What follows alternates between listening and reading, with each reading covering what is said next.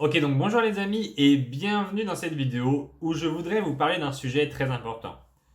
Comment couper le lien avec le pervers narcissique alors que ça fait déjà longtemps que vous n'êtes plus avec lui.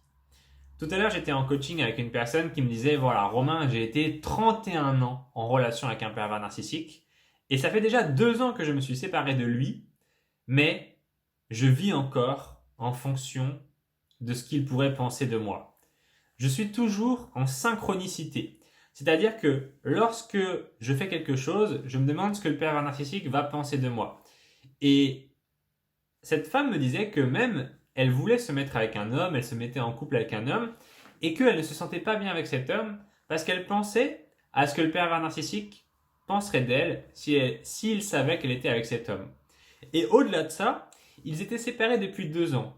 Mais lorsque le pervers narcissique rencontrait une nouvelle femme, une nouvelle victime, une nouvelle proie, eh bien, la personne que j'avais en coaching me disait, voilà, ça m'énerve, ça me fait quelque chose, je n'aime pas qu'il rencontre quelqu'un d'autre. Alors que pourtant, ils sont séparés, ils ne se voient plus. Mais lorsque cette femme savait que le pervers narcissique avait quelqu'un d'autre dans sa vie, eh bien, cela lui faisait mal.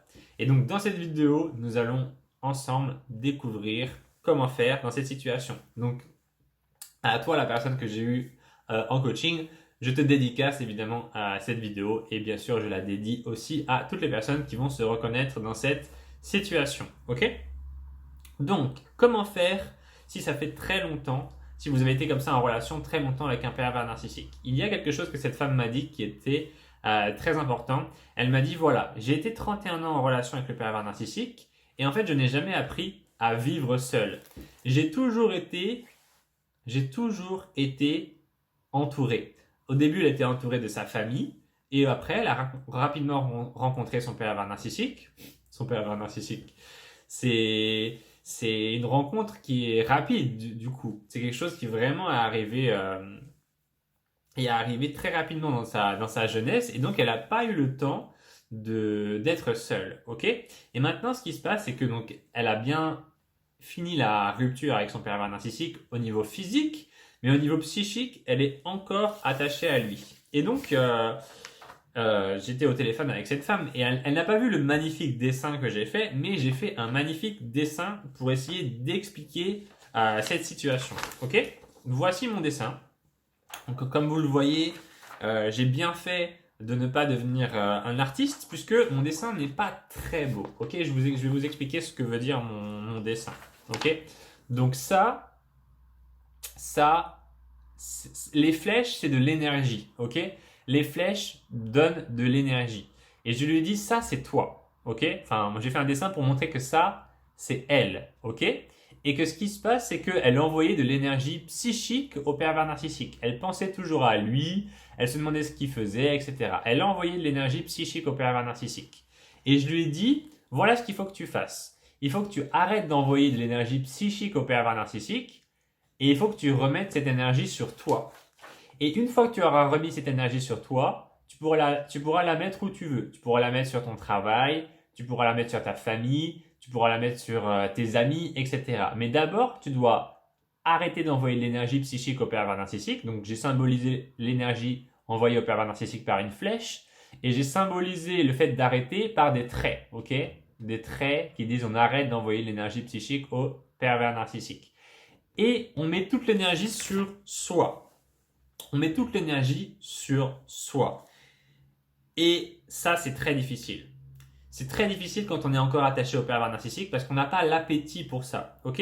C'est comme si demain, je vous disais, écoute, je vais t'emmener dans le plus beau restaurant du monde. Le restaurant le plus gastronomique. Le meilleur chef sera là. Philippe Etchebest sera là en personne et il va te cuire ton plat préféré ou de le cuisiner et tu vas pouvoir te régaler. Vous allez me dire, oui, c'est bien, Romain, mais je n'ai pas faim. Je n'ai pas faim du tout. Je n'ai pas d'appétit. Je m'en fous complètement d'aller dans ton restaurant avec Philippe Etchebest. Je n'ai pas faim. Je n'ai pas faim. Et c'est exactement ce qui se passe maintenant quand vous êtes quand vous êtes dans cet état où vous n'êtes plus avec le pervers narcissique, mais vous pensez encore à lui. Vous n'avez pas l'appétit de vous donner à vous-même cette énergie. Vous n'avez pas l'appétit de vous donner à vous-même cette énergie. Votre vie ne vous fait pas envie.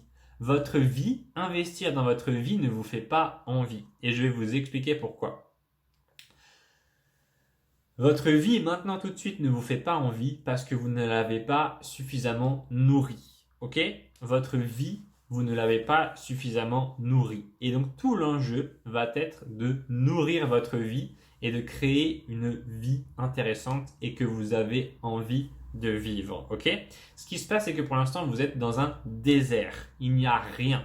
Il n'y a que du sable. La terre n'est pas fertile. La terre de votre vie n'est pas fertile, ok? C'est le désert. Et vous allez devoir labourer ce désert. Vous allez devoir prendre votre pioche et donner des coups jusqu'à ce que ce sol soit fertile et que dessus puisse y pousser votre vie. Votre vie, ce sera vos amis, votre travail, votre relation avec votre chien, votre bibliothèque de livres préférés, votre décoration d'intérieur, vos peintures, tout ce que vous voulez. Si vous êtes plus doué que moi en dessin, eh ben, vous ferez du dessin, vous ferez vous ferez comment dire, de la cuisine, vous ferez des œuvres de charité, vous ferez tout ce que vous voulez, ok? Mais malheureusement pour l'instant ça vous donne pas envie et votre esprit est encore vissé au pervers narcissique. Il est encore boum, comme si vous aviez une espèce d'énorme télescope qui vous emmenait loin comme ça et qui vous faisait regarder le pervers narcissique. Et vous voulez vous regarder vous. Vous voulez enlever ce télescope vers le pervers narcissique et vous regardez vous. Ok? Regardez votre corps. Regardez votre bonheur. Regardez votre vie. Regardez votre vie. Et je sais que c'est chiant de faire ça. Je sais que c'est chiant de faire ça au début parce que parfois on n'a pas appris ça dans notre enfance. On nous a appris à toujours nous occuper des autres et à ne pas penser à nous. C'était mon cas aussi. Je devais toujours faire des choses pour les autres, ok? Mes parents disaient, voilà, c'est la maison du partage, tu dois être généreux, etc. Et à la base, j'étais pas forcément quelqu'un de très très généreux. J'étais plutôt quelqu'un d'assez égocentrique. Mais je voulais donner aux autres sans arrêt parce que je voulais qu'ils m'aiment et j'essayais d'acheter leur amour. Ok, j'étais prêt à faire tout pour les autres pour qu'ils m'aiment. Et je ne m'aimais pas assez. Je ne m'aimais pas assez.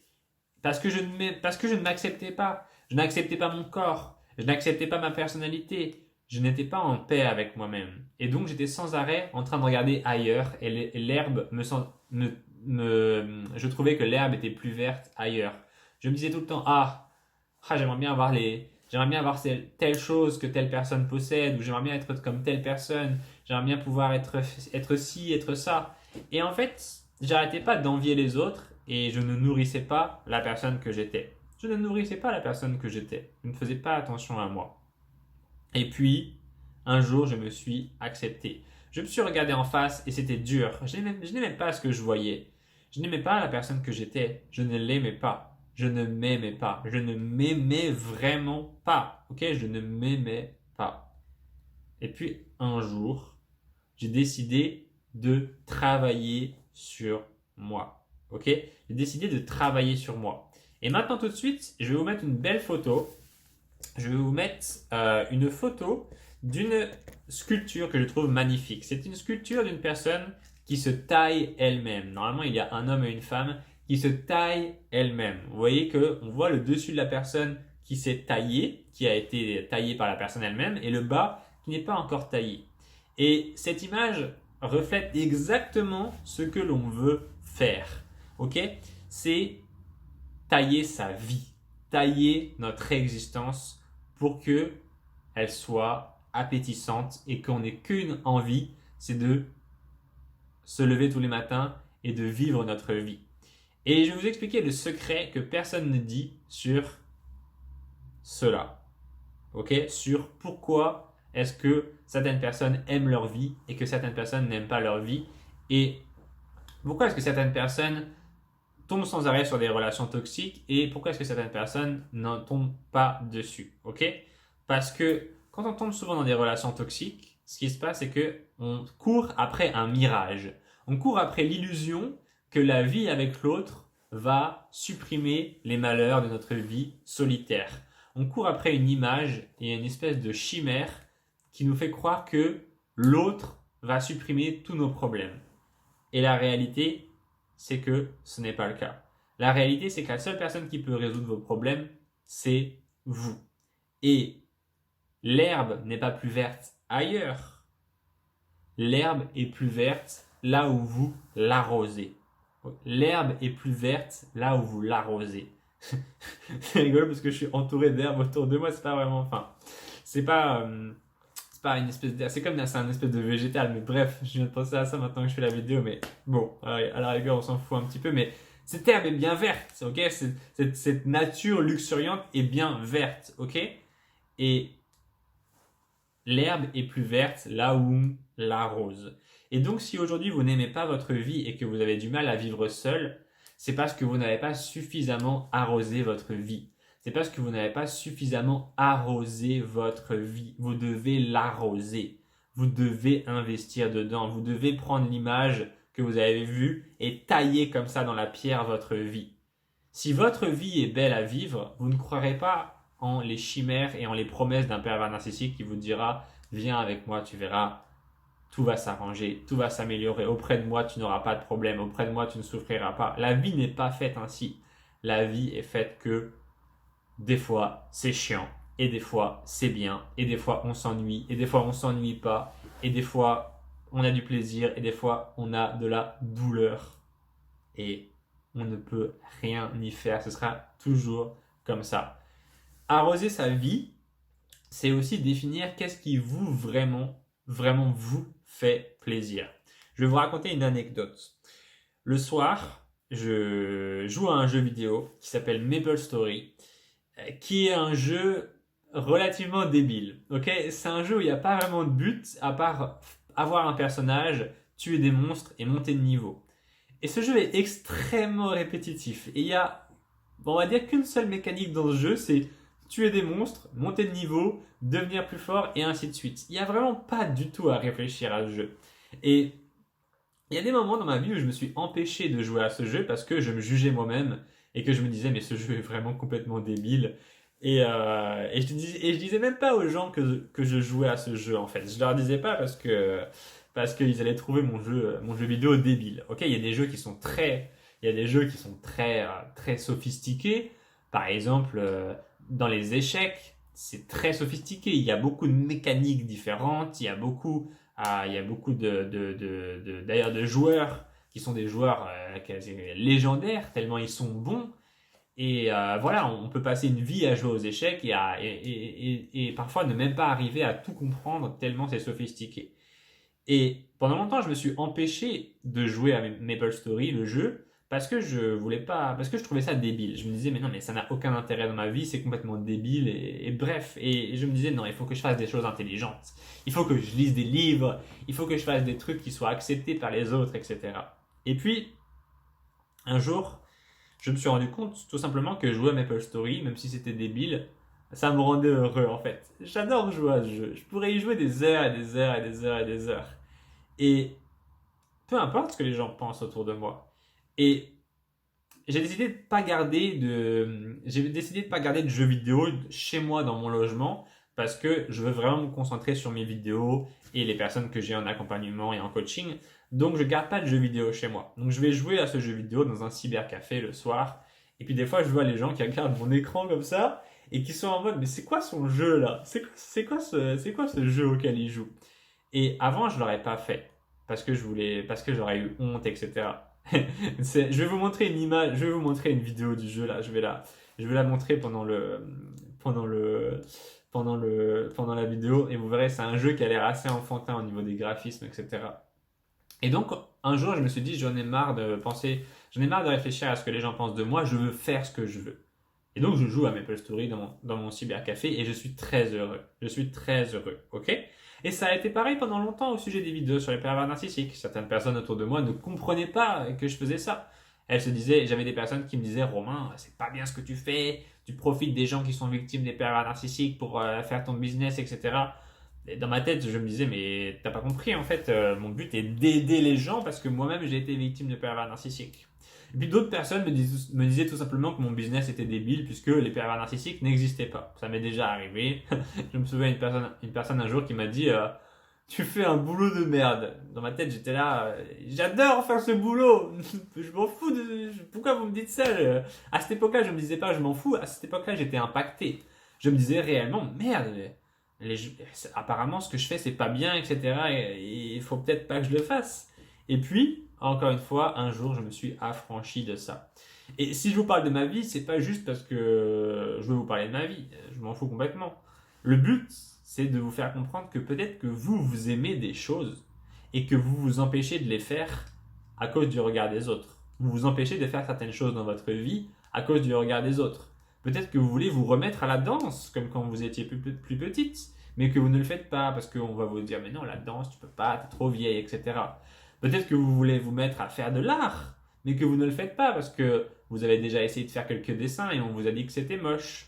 Peut-être que vous avez envie de, je ne sais pas, vous avez envie de faire un truc que vous aimez et que vous vous empêchez de le faire. Et il n'y a pas de choix. Il va falloir s'affranchir du regard des autres si vous voulez construire cette belle vie que vous voulez vivre. Ok, il va falloir s'affranchir du regard des autres si vous voulez vivre cette belle vie que vous voulez vivre. Et les gens n'ont pas besoin de comprendre ce que vous faites. Ok, les gens n'ont pas besoin de comprendre ce que vous faites. À partir du moment où vous faites ce qui vous rend heureux ou heureuse, tout ira bien. Ok, ce regard des autres est malheureusement quelque chose de très très très puissant. Il est ancré en nous. Il est vraiment ancré à l'intérieur de nous et il est difficile d'y faire abstraction. Ok, il est très difficile d'y échapper. Mais au-delà de ça, si vous avez vécu pendant longtemps avec un pervers narcissique et que vous vous retrouvez aujourd'hui face à cette décision de devoir vraiment réinvestir votre vie, c'est vraiment comme ça le mot qu'on va utiliser, c'est réinvestir, eh bien, acceptez que votre vie ne soit pas parfaite. Acceptez que vous ne soyez pas parfaite. C'est pas grave, on s'en fout, c'est pas grave, ok? C'est pas grave du tout, du tout, du tout, du tout, du tout, du tout, du tout. C'est rien, personne n'est parfait, ok? Tout le monde a des galères dans sa vie, tout le monde a eu des emmerdes, tout le monde a eu des trucs qu'il a ratés, ok? Des séparations, des travails où ça s'est pas bien passé, etc. Des disputes avec ses enfants, c'est pas grave. Vous avez le droit de recommencer à zéro aujourd'hui, ok? Vous avez le droit aujourd'hui de recommencer à zéro. C'est un nouveau départ, ok? C'est un nouveau départ. Et on va parler d'un truc qui est important, je sais, et qui vous pose parfois problème, c'est l'âge, ok? Parce que vous vous dites, ah, ça y est, je suis plus jeune. Toi, Romain, c'est facile, tu peux dire ça, tu as 27 ans, t'es encore jeune, mais moi j'ai 30, 40, 50, 70, etc. J'ai des clients qui ont 80 ans, 90 ans, ça m'est déjà arrivé. Je leur fais des coucous d'ailleurs. Et ça veut. On peut pas dire que l'âge veut rien dire, ok? Ce serait comme dire. Je sais pas. Enfin, bien sûr que l'âge a un impact sur votre vie, ok? Mais vous devez faire abstraction de ça, ok? Vous devez faire abstraction de votre âge parce que je vais vous expliquer un petit truc. Il y a un livre super intéressant, j'en parlais hier avec un monsieur qui est dans mon accompagnement personnalisé. Je disais, voilà, il y a un livre super intéressant qui existe qui s'appelle Comment rester jeune pour toujours. Et le livre il explique pas comment rester jeune physiquement pour toujours, mais il explique que, en gros, pour rester jeune, il faut avoir une capacité à oublier le passé. Ok? Le livre explique que la principale, la thèse fondamentale, c'est que, en gros, si vous avez une capacité à oublier le passé et à vous concentrer sur ce que vous vivez maintenant, vous avez la capacité d'être jeune pour toujours. Parce que ce qui va être perçu de vous, les gens qui vont rentrer en contact avec vous, ce qu'ils vont percevoir, qui va leur indiquer que vous êtes jeune, pas forcément physiquement, mais que c'est cette sensation que vous êtes jeune, eh bien ce qui va leur indiquer ça, c'est votre capacité à oublier et à ne pas ramener le passé sans arrêt sur le devant de la scène. Et ce qui est rigolo, c'est que comment dire, la personne, le client qui est dans mon accompagnement avec qui je parlais de ça, lui, il a ce truc-là, justement. Et je lui dis justement, c'est rigolo parce que toi, tu l'as, ce truc-là, quand on parle avec toi, on a cette sensation, et si je devais la décrire en une phrase, j'aime bien décrire les trucs en une phrase pour que ça fasse simple. Si vous voulez savoir si vous connaissez vraiment un concept ou pas, c'est que normalement, vous pouvez le décrire en une phrase. Ok, si vous pouvez décrire quelque chose en une phrase, c'est que vous avez bien compris ce que c'est. Et donc je parle avec ce garçon et je lui dis, voilà, toi tu as ce truc-là, c'est rigolo, mais si je devais décrire en une phrase, c'est que quand on parle avec ce type de personnes, on a l'impression qu'elles viennent de naître, qu'elles sont nées ce matin, aujourd'hui. C'est-à-dire qu'elles s'émerveillent un petit peu de tout et n'importe quoi. C'est-à-dire qu'elles sont ouvertes à l'inconnu. Elles n'ont pas encore subi les douleurs que la vie nous réserve à chacun et elles sont entre guillemets un petit peu vierges d'esprit. Et c'est exactement ce trait que les gens vont rechercher chez vous et qui va leur faire sentir que vous êtes jeune, que vous êtes jeune. Et donc, par rapport à votre âge, c'est pas grave si vous avez pris de l'âge physiquement. Ok? C'est pas grave. Ça a une incidence sur ce que les gens perçoivent de vous, mais vous pouvez, entre guillemets, vous pouvez avoir de l'influence sur ce que les gens ressentent de vous en termes de votre âge grâce à ça. Ok? Grâce au fait que vous êtes une personne qui est née de la dernière pluie. Ok? Et ce qu'on veut réussir à créer, qui est très puissant, c'est qu'on veut réussir à donner cette sensation et la vivre vraiment que nous sommes nés aujourd'hui, nous sommes tout nouveaux, nous sommes tout vierges, nous venons d'exister. On veut ça. Et en même temps, on veut utiliser la capacité de l'expérience qu'on a accumulée pour prendre des bonnes décisions. Ok? Si vous arrivez à croiser les deux, c'est-à-dire une sorte d'insouciance mêlée à de l'expérience, vous allez tout exploser et vous allez vous construire exactement la vie que vous voulez. Vous allez arroser cette vie, vous allez tailler votre vie, votre corps, etc. Et vous allez oublier ce pervers narcissique. Qu'importe le temps que vous aurez vécu avec lui, c'est grâce à la construction de cette nouvelle vie que vous allez pouvoir vous affranchir du pervers narcissique. Et ça me l'a fait aussi. Mon père est pervers narcissique, j'ai grandi avec lui, et un jour j'ai décidé de créer une nouvelle vie. J'ai décidé que aussi lourd eût été le passé, j'ai décidé de m'en séparer. J'ai laissé le passé derrière moi. Et c'est pas faux de l'avoir ressassé encore et toujours, d'avoir été voir des psychologues et de leur avoir raconté ma vie encore et toujours pendant longtemps, pendant des années.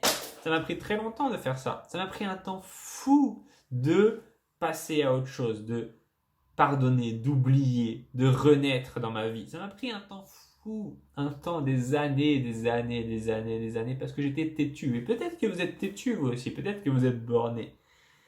Mais un jour, j'ai décidé que ma précédente vie était terminée et qu'il était temps de démarrer une nouvelle vie et que j'allais la construire exactement comme je voulais. Et oui, j'ai tapé du poing comme ça pour montrer que j'étais déterminé. J'ai voulu construire la nouvelle vie exactement comme je le voulais. J'ai dit je veux faire tel métier. J'ai dit je veux tels amis. J'ai dit je veux habiter à tel endroit. C'est ça que je veux faire tous les jours. C'est comme ça que je veux penser. C'est de ces personnes-là que je veux m'inspirer. C'est ce type d'expérience que je ne veux pas revivre. Et c'est exactement ça que vous allez faire. Ok? Et il va falloir visualiser ce futur. Donc l'exercice que je vous donne dans cette vidéo, c'est de prendre un joli papier et un joli crayon et avec une jolie écriture, ok? Vous allez écrire votre avenir. Et je vais le faire là maintenant tout de suite avec vous. Je vais tomber mon crayon, mais on va le reprendre, c'est pas grave. Et on va prendre un petit papier. On va le faire ensemble, ok? Par exemple, bon, j'avais écrit mon avenir. J'ai pas tout fait parce que je me suis rendu compte que j'ai préféré prendre d'autres décisions en chemin. Mais je vais vous expliquer qu'est-ce que je voulais que ma vie soit quand j'ai décidé de changer de vie. Ok, j'ai designé ma nouvelle vie. Alors en premier, je voulais vraiment avoir de l'argent. Ok, alors moi je suis un homme, donc l'argent, on est plus jugé les hommes sur l'argent que les femmes. Ok, les femmes sont jugées plutôt sur leur beauté. Elles n'ont pas forcément besoin d'être très riches pour être désirées. Les hommes, ils ont besoin de l'argent pour ça. Donc, je ne veux pas vous cacher que oui, c'est important pour moi parce que ça me permet d'être libre et ça me permet, voilà, les gens sont plus intéressés par vous si vous avez de l'argent. Je sais pas, c'est comme ça, j'y peux rien. C'est pas moi qui l'ai créé. Personnellement, l'argent, je suis pas particulièrement intéressé par l'argent de base.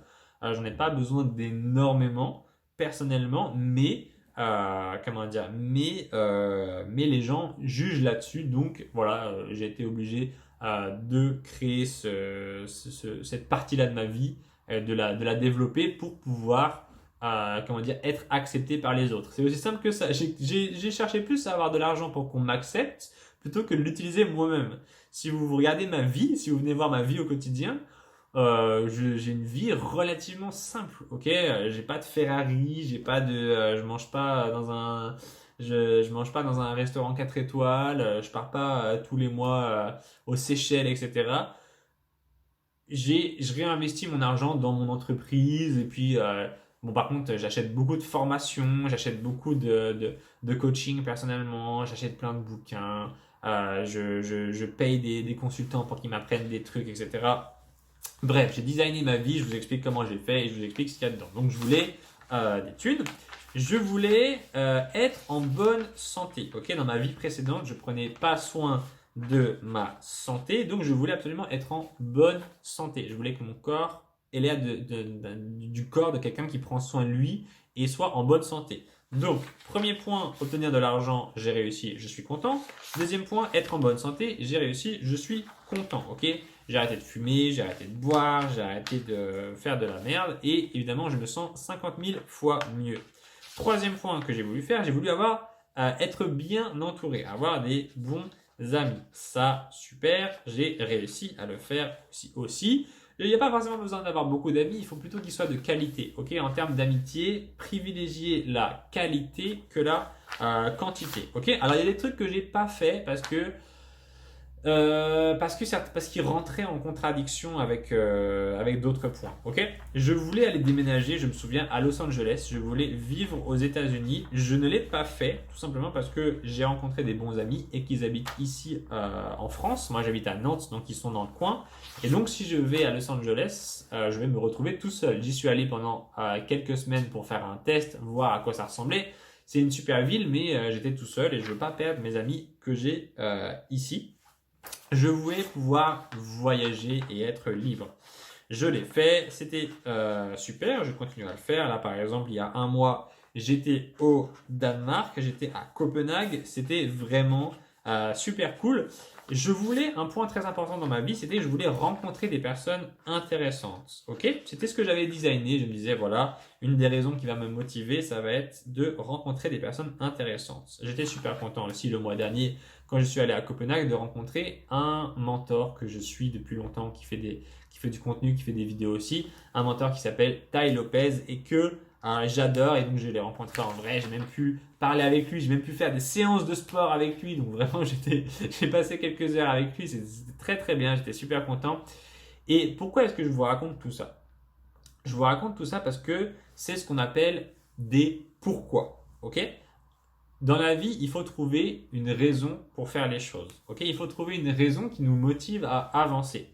Pour certaines personnes, ce qui les motive à avancer, c'est l'argent. D'autres personnes, c'est le sexe. D'autres personnes, c'est la célébrité, etc. Il y a plein de trucs. Même aujourd'hui, maintenant, j'ai des plans dans l'avenir que je n'ai pas encore atteints et que je souhaite atteindre. Ce sont des objectifs comme ça qui sont loin. Ok, mais il vous faut ce qu'on appelle des pourquoi. C'est-à-dire, il vous faut des moteurs pour cette nouvelle vie. Et ça, il faut les visualiser. Ok, moi personnellement, je me visualisais très très bien à Los Angeles avec mes copains en train de partir en vadrouille, avec une belle voiture, etc. Je me voyais le faire. Je m'imaginais le faire et ça me faisait kiffer et ça me donnait envie de me lever le matin et d'aller au charbon. Parce qu'on va pas se mentir, quand on commence une nouvelle vie, c'est pas très facile, ok? On n'a pas envie, on n'a pas l'envie. C'est comme quand je vous disais tout à l'heure, l'image où je vous disais, tiens, on va aller voir Philippe Etchebest et on va aller au meilleur resto du monde. Vous me dites, Romain, je n'ai pas faim. Je n'ai pas faim. Et donc, cette liste de trucs qu'on a envie de faire, de trucs qu'on visualise qui nous donnent envie, c'est pour vous donner faim. Ok, donc cette liste, vous devez la faire. Peut-être que vous en avez rien à foutre de l'argent et vous n'avez rien à foutre de Los Angeles. Ok, peut-être que vous voulez, je sais pas, vous voulez avoir vous voulez que votre corps il soit bien, il soit joli. Vous voulez, je je sais pas, votre rêve c'est d'aller observer des défilés de haute couture parce que vous aimez les fringues, peut-être que vous voulez rencontrer des personnes, je sais pas, des personnes différentes que celles que moi j'aime bien. Enfin, il y a plein de raisons qui vont pouvoir vous motiver et il faut les trouver et il faut comme ça les visualiser et il faut qu'elles vous tirent vers l'avant, ok? Moi, ma raison principale, c'était pas tellement l'argent, c'était pas tellement même la santé ou les amis, etc. Machin, même si c'est au final ce que je préfère dans ma vie aujourd'hui, c'était vraiment rencontrer des gens. Moi, j'ai eu vraiment un déclic qui m'a motivé à aller de l'avant en me disant, si je construis cette belle vie, je vais pouvoir rencontrer des personnes intéressantes. Moi, c'était vraiment le truc que je voulais. Mon objectif numéro un, c'était de rencontrer des gens qui m'inspirent. Et c'est à vous de définir qu'est-ce qui vous fait kiffer et qu'est-ce qui vous fait avancer. Ok? C'est à vous de le définir et c'est comme ça que quoi? C'est comme ça que vous allez arroser votre vie. C'est grâce à cette visualisation. C'est grâce à ces choses qui vous donnent envie que vous allez vous dire, ok, je sais ce que je veux. Ça agit comme une espèce de boussole. Ça agit comme un aimant qui vous tire et boum, vous commencez à arroser votre vie. Votre vie qui, je vous le rappelle au début, est un désert. C'est un désert dans lequel il n'y a rien. On laboure, on laboure, on laboure. Labourer, c'est ça. Labourer, c'est se réfléchir à qu'est-ce qu'on veut planter. C'est votre liste de souhaits. Et ensuite, une fois qu'on a labouré, on sait ce qu'on veut. Hop, les graines, on les met dans le sol qu'on a labouré. Les graines, c'est ça. Et ensuite, on les arrose petit à petit au quotidien. Ok? Quand je me suis dit, ok, dans ma vie, je vais avoir de l'argent et être à l'aise, boum, ça m'est pas tombé directement tout de suite. J'ai dû apprendre des compétences pour pouvoir les proposer mes services aux personnes qui le désiraient en échange d'un paiement. Et mes compétences, elles ont monté avec le temps. Ok, je les ai arrosées petit à petit, mais je ne suis pas devenu un coach à succès du jour au lendemain. Ça s'est fait avec le temps. Pour ma santé, c'est pareil. Au début, j'étais pas en bonne santé. J'ai pas commencé tout de suite à aller avec. Aujourd'hui, j'ai un coach sportif qui est un ex-militaire, un ex-légionnaire qui me fait des séances de sport de la mort. Au début, je n'ai pas commencé comme ça. Au début, j'ai commencé tout simplement à marcher. J'ai marché autour de chez moi pendant 10 minutes, 20 minutes, 30 minutes, 1 heure et c'est tout ce que j'ai fait. Pendant la première année, j'ai fait juste marcher. Ensuite, j'ai commencé à faire des choses plus intenses. Quand j'ai voulu avoir des amis, au début, je ne connaissais pas grand monde. Et ça s'est fait avec le temps que j'ai pu commencer à tout simplement tisser des liens. Le lien ne s'est pas tissé du jour au lendemain. Je ne suis pas arrivé vers les gens que je voulais avoir comme amis et je leur ai dit, voilà, tiens, voilà un contrat, signe ici, tu es désormais mon ami. Ça n'est pas arrivé comme ça, ok? Donc, on laboure, on réfléchit à ce qu'on veut mettre comme graines et ensuite on les arrose petit à petit. Et plus vous allez les arroser, plus ça va être facile de vivre cette vie. Ok? Vous êtes au croisement. Vous êtes au croisement de votre ancienne et de votre nouvelle vie. Vous devez dans un premier temps réfléchir à qu'est-ce que sera cette nouvelle vie. Et comme une balance qui s'équilibre d'un côté ou de l'autre, pour l'instant votre balance penche du côté de votre ancienne vie. Vous allez commencer à mettre du poids dans la nouvelle vie jusqu'à ce que la balance s'équilibre et que boum, votre ancienne vie soit moins bien que la nouvelle et que donc toute votre concentration va être sur la nouvelle vie. Voilà, j'espère que cette vidéo vous a plu, ça m'a fait extrêmement plaisir de vous la faire. C'est une vidéo, je pense, très puissante qui va beaucoup vous aider. N'hésitez pas à la regarder plusieurs fois.